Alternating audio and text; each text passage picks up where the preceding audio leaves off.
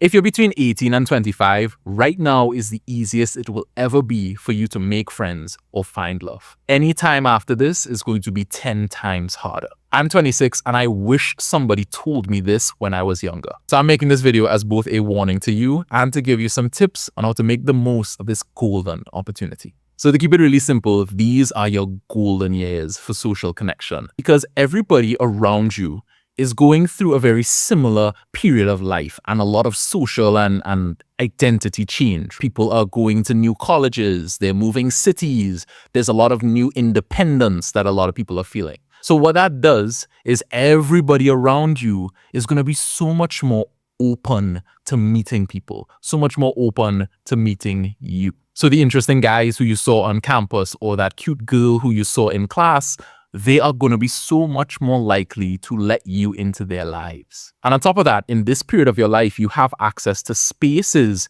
where you can easily connect with people. Again, if you're in college or university, you could literally just walk out of your dorm room or into a public space on campus and say hi to somebody, and that could be your friend for the next 4 years or even your life. Like, it's really, really easy at this period of your life. Not to mention, there's all sorts of things like mentorship groups or study groups or student unions, right? There's all these opportunities where all these interesting people are brought together and they can be in your life. But that openness, that opportunity is limited. Because for all of these people, the crush or the people you want to be your friends, once that girl gets a boyfriend or those friends find a friend group, they don't need one anymore, or they're not going to be actively looking for one. Of course, everybody's always open to new friends and cool people in their lives, but they would be hungry and really looking for somebody to fill those gaps for them in this 7-year period, this 18 to 25 years old.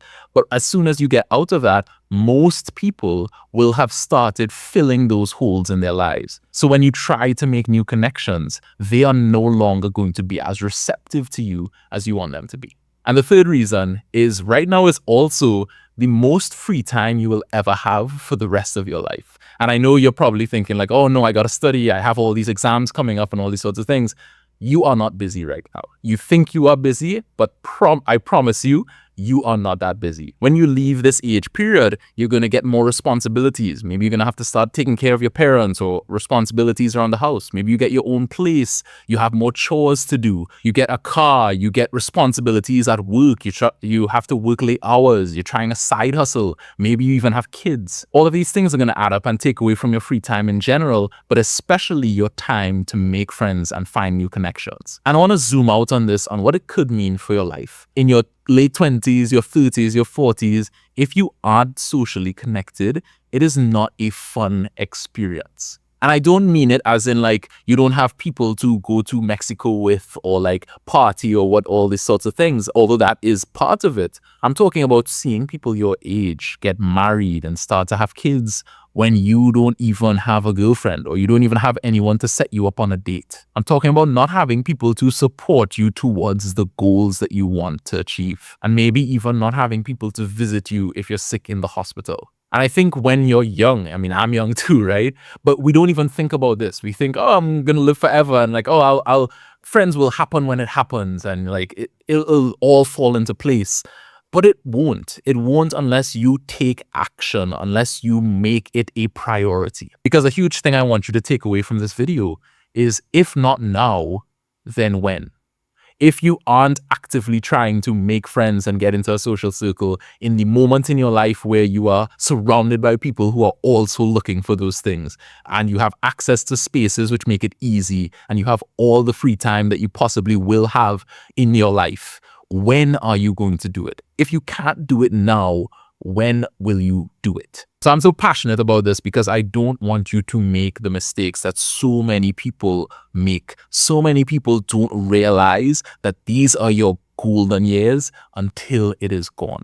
And this is something that's happening to me right now. Right now, I would love to have more like-minded people in my circle to support me and lift me up. I have amazing people. I have a great girlfriend and I have amazing friends, but I'd like to have more. But I'm seeing that it's difficult. Even now, I'm only 26, I'm not 40 or whatever. I imagine it's only going to get even harder then. But even now, I'm having a tough time because it's not as easy as walking onto campus to meet people. You need to plan and find a location and go to that location, right? And I don't have as much free time. As soon as I finish my job is 8 to 4, I went to the gym and now I'm here recording this video, right? There's not much time to meet people, and then I have to contend with their schedules and how little time they have. It's not impossible, but it's way harder. So if I was your age right now, these are 5 things that I would do to make the most of these golden years for yourself. The first is I would say yes to absolutely every invitation that I get. Whether someone is inviting you to a party or sports or whatever it is, a study group, say yes. Even if the thing isn't really your vibe. Of course, within reason, right? Don't do drugs or like get into crime or whatever. But go to things even if it's not 100% your taste. One, it's just going to put you in a lot more social settings and just exposure to meet new people. And 2, it makes it so that people are more likely to invite you to things in the future. When that person invites you to something and you say yes, they're going to be like, oh, no way, this dude is sick. Let me invite him to more things. And then the people who you meet in those social settings are more likely to invite you to things as well, because it's like, oh, that's Jeremy's friend. Let me invite him. He was pretty cool last time. And it just kind of repeats and repeats itself. So please say yes to every invitation, because even if you don't make a strong connection with people there at the moment, in the future, when you move cities and one of the people who you just met by passing in one of those parties is in this new city, that's somebody who you could look to and be like, oh, hey, like, I know we didn't get to meet each other that well, but I'm in this new city. You are too. Do you want to grab coffee? And it makes it a lot easier than if you were starting that with a random stranger. The second one I hope is obvious and a given, but when you go to these social settings, say hi to people, introduce yourself, make yourself known, right? Don't just go and like be a wallflower and sit in the corner and be like, oh, they don't even know how cool I am. No, go out and talk to people. It doesn't have to get crazy. You don't have to have some like elaborate story, but just say hi. Say like, hi, my name is Isaiah, and have something prepared in your head ready to say about yourself. Hey, I'm Isaiah. I'm from Trinidad and Tobago. I'm studying physics, and I just wanted to say hi to you guys. It doesn't have to be groundbreaking or rocket science. These are also people who are awkwardly trying to interact and meet new people.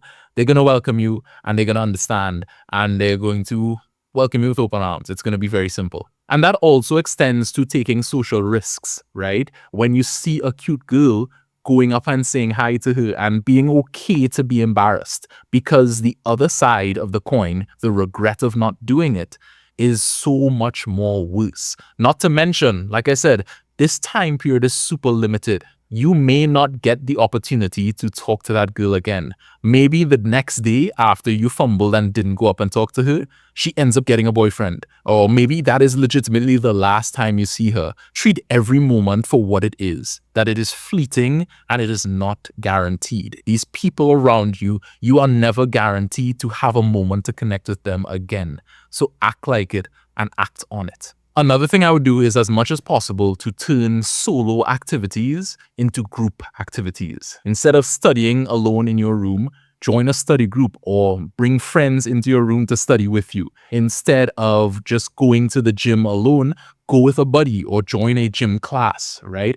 Always find moments to bring people into it, because those are the people who I think you're going to find the best relationships with, because both of you already have similar goals and you're working towards it. You're bouncing ideas off of it with each other. You're checking each other's form and like telling them, oh, it's good or it's bad. And that is the stuff that makes ironclad relationships. Some of my best friends right now, even like 6 years later from being in university, are formed from those kind of study groups and having those relationships where we work and grow together while we also build the relationship. This fourth one might be a bit controversial, but don't waste your time on things that don't matter. I'm talking video games, I'm talking Netflix, I'm talking doom scrolling. Unless you are doing it with somebody else, that's a different story. But if you're in your room in this period of your life and you're just spending your nights watching anime or playing video games, that is the biggest waste of this opportunity that you possibly could do. I understand you might like it and it makes you relaxed, but I promise you, when you are 70, 80, 90 and you're on your deathbed, you are not going to say, wow, I wish I could play more video games. you're more likely to say, I wish I lived my life more fully. I wish I connected to more people while I was young. And the fifth thing I'd say is to get as good as you possibly can with interacting with people and improving your social skills, right? This is the moment, this is the time when you have the most opportunity to interact with people. So use it. When you have interactions with people, think about, oh, what went well?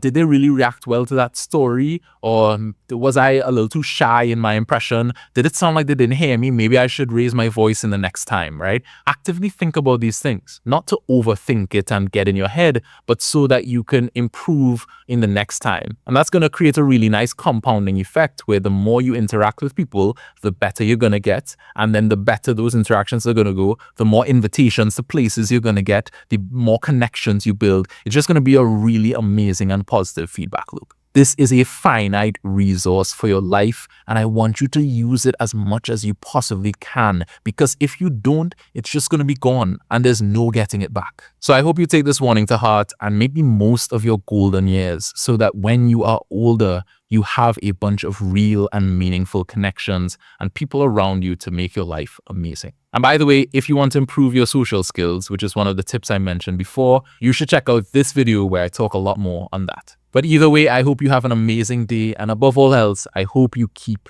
connecting. Take care and good luck.